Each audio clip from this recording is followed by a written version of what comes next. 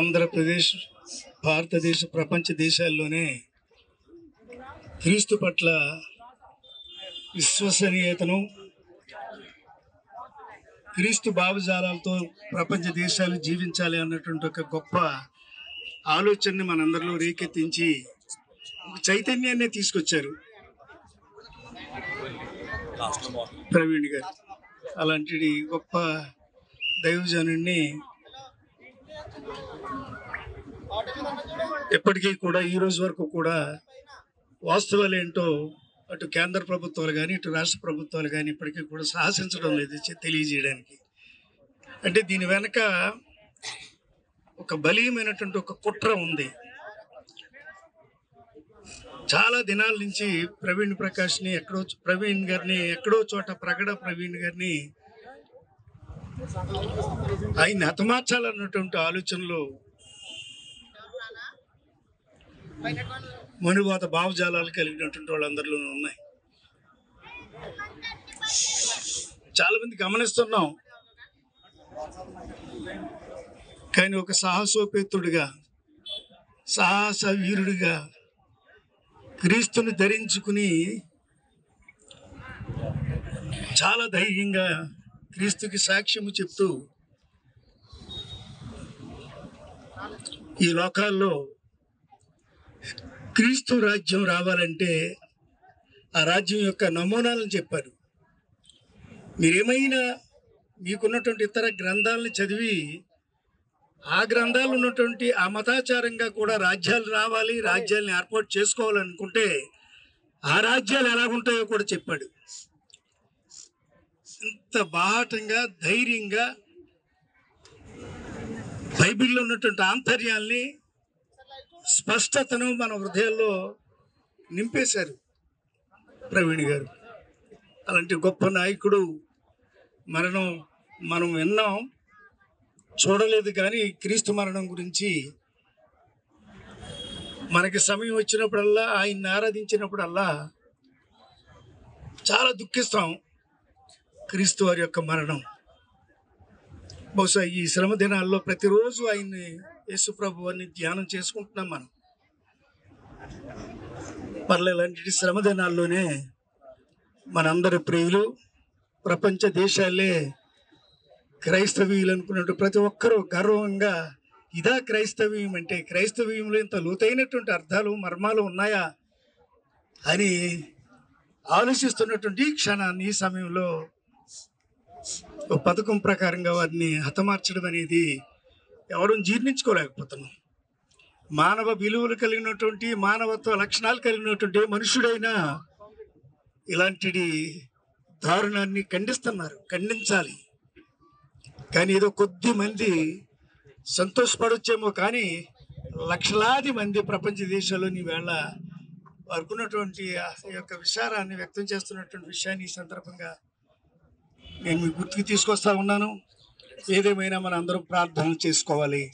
చాలామంది క్రైస్తవులు, పెద్ద నాయకులు అందరూ కూడా చెప్తున్నారు, ఐక్యత లేక ఈవేళ మన అందరం ఈ రకమైనటువంటి చిన్న భిన్నం అయిపోయాం.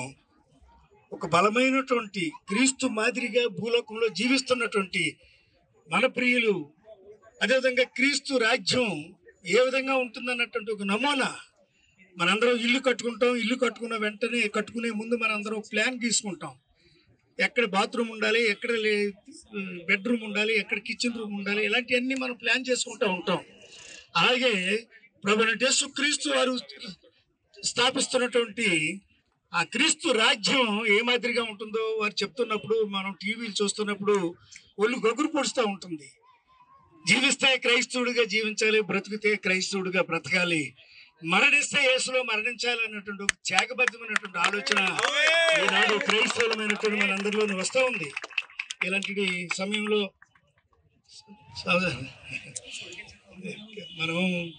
మనందరి పోరాటం ఆది నుంచి సమానత్వం కోసమే. సమానత్వం, ఈక్వాలిటీ, అది క్రైస్తవ్యంలో ఉంది. అది ఆయన ఊపిరి. ఆ సమానత్వం కోసమే, సమాజ స్థాపన కోసమే,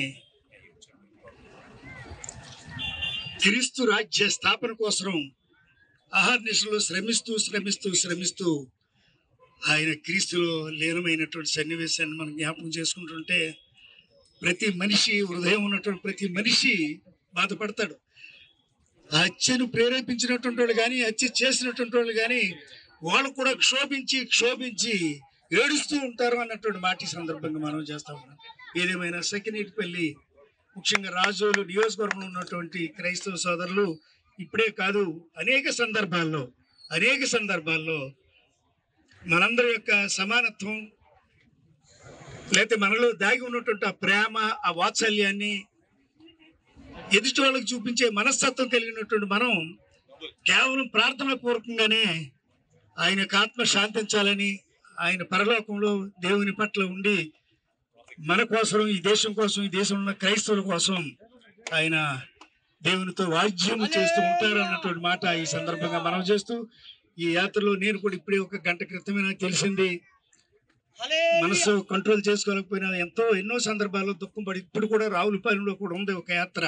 2 రాష్ట్రాలకు సంబంధించిన దైవజనులు ఆ బైబిల్ని ఉన్నట్టుగా ప్రపంచాన్ని చాటి చెప్పిన ఏకైక నాయకుడు ప్రవీణ్ పగడాల గారి యొక్క మరణం దురదృష్టంగా భావించుకుంటూ ఈరోజు సకినేటిపల్లి మండలంలో మరి భారీ ర్యాలీ చేయడం జరుగుతూ ఉంది. ఒకటే అడుగుతా ఉన్నాను అందరినీ, ఒక నాయకుడు చనిపోతే కొన్ని లక్షల మంది రోడ్డెక్కి 2 రాష్ట్రాల్లో అల్లర్లు చేస్తూ ఎవరు చంపారో చెప్పండి అని అడుగుతున్నప్పుడు ఇంతవరకు పోలీసులు కేసు దిగ్గిచాల్చకపోవడం అనేది ఒక విచారకర సంఘటనగా భావిస్తూ ఉన్నాం. ఎందుకంటే ముఖ్యంగా అడుగుతా ఉన్నాను, ఈ తెలుగు 2 రాష్ట్రాల్లో 48 మంది శాసనసభ్యులు 7 ఎంపీలు తమ పదవులకు వెంటనే రాజీనామా చేయాలని చెబుతా ఉన్నాను. ఎందుకంటే ఈ రోజున ఒక దైవజనుడు సరిపోయినప్పుడు మేము ఇంత బాధపడతా ఉన్నప్పుడు ఇది తప్పు అని చెప్పలేని శాసనసభ్యులు పార్లమెంట్ సభ్యులు మీరు ఉరేసుకుని చచ్చిపోవాలని అడుగుతా ఉన్నాను. ఈ సందర్భంగా ఎందుకు అడుగుతానంటే ఈ ప్రజాస్వామ్య దేశంలో మీకు ఓట్లేసి గెలిపించాం, మిమ్మల్ని ఎమ్మెల్యేలుగా ఎంపీలుగా మంత్రులుగా చేశాం, చట్టసభలో మీరు నాయకులుగా ఉన్నారు, మీరు దేని సిగ్గుపడతా ఉన్నారు అడుగుతా ఉన్నాను. కనీసం దైవజనుడు చనిపోయాడు ఇది విచారకరమని చెప్పలేని మీరు మాకు ప్రజాప్రతినిధులుగా పనిచేయాలని ఈ సందర్భంగా చెప్తా ఉన్నాను. మాకు ఎప్పుడు రక్షణ కలుగుతూ ఉంటుంది, మాకు ఎప్పుడు నాయకత్వం వస్తూ ఉంటుంది.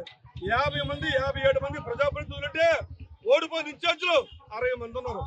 ఏ ఒక్కడో కూడా ఇది దురదృష్టకరమైన సంఘటన చెప్పకపోవడం క్రైస్తవులు సిగ్గుచేటు అడుగుతా ఉన్నాను. మిమ్మల్ని అడుగుతా ఉన్నాను, మాదిగ దొండల అధ్యక్షుడు మందకృష్ణ మాదిగ 2 రాష్ట్రాలకి మాలమోహన్ అధ్యక్షుడు కారశివాజీ జూపల ప్రభాకర్ మీరు చచ్చిపోయారా బతికారని అడుగుతా ఉన్నారు. మేమంతా క్రైస్తవులు ప్రాధాన్యం అడుగుతా ఉన్నారు. మీరు ఎందుకు స్పందించరు? మీ పదవుల కోసం, పద్మశ్రీ అవార్డుల కోసం, రాజ్యసభ పార్లమెంట్ టికెట్ల కోసం మాత్రమే మీరు అడుగుతారా? ఇది అడగాలని అడుగుతా ఉన్నాను. ఈ సందర్భంగా మా ఓట్లు మీరు ఎక్కలంతా మీకు సిగ్గు అతమానం ఉంటే మీరు ఈ రోజు రాజీనామా చేయండి పదవులకి. మేము ఇంత కష్టపడతా ఉన్నాం, ఇంత బాధపడతా ఉన్నాం. చనిపోయిన వ్యక్తి ఎందుకు చనిపోయాడు, ఎలా చనిపోయాడు అడుగుతుంటే సమాధానం చెప్పలేదు. మేమే చంపామని చెప్తా ఉంటే వాళ్ళని అరెస్ట్ చేయని పరిస్థితుల్లో పోలీసున్నప్పుడు మేము ఎందుకు బతకాలని అడుగుతా ఉన్నాను. ఇది మణిపూరా ఆంధ్రప్రదేశ్ అని అడుగుతా ఉన్నాం. మీరు ఎక్కడ ఉన్నాం? మేము వాళ్ళ ప్రజాస్వామ్య దేశం, ఈ భారతదేశంలో గొప్ప ప్రజాస్వామ్య దేశం, ప్రపంచ దేశంలో 2వ అతిపెద్ద ప్రజాస్వామ్య దేశం. మాకేం చెబుతా ఉంది, నీకు నచ్చిన మతాన్ని స్వీకరించు. మేము అది కూడా చెప్పట్లేదే. ఒక గొప్ప దేశం కోల్పోయినప్పుడు ఎలా జరిగింది, ఎందుకు జరిగింది ముందే చెప్పండి. నేను చెప్పేస్తాను. భవిష్యత్తులో మాకు ఆహారం లేదు, మాకు రక్షణ ఎక్కడ ఉంది, మాకు ప్రజాస్వామ్యం ఎక్కడ ఉంది, మాకు మా క్రైస్తవుల పట్ల ప్రభుత్వం నిర్లక్ష్యం కనుక ప్రకటిస్తే ఖబర్దార్ మీ దగ్గర ప్రజాప్రతినిధులందరూ కూడా భవిష్యత్తులో మీ ఇల్లు ముట్టడించే రోజు దగ్గరలో ఉందని మీకు చెప్తా ఉన్నాను.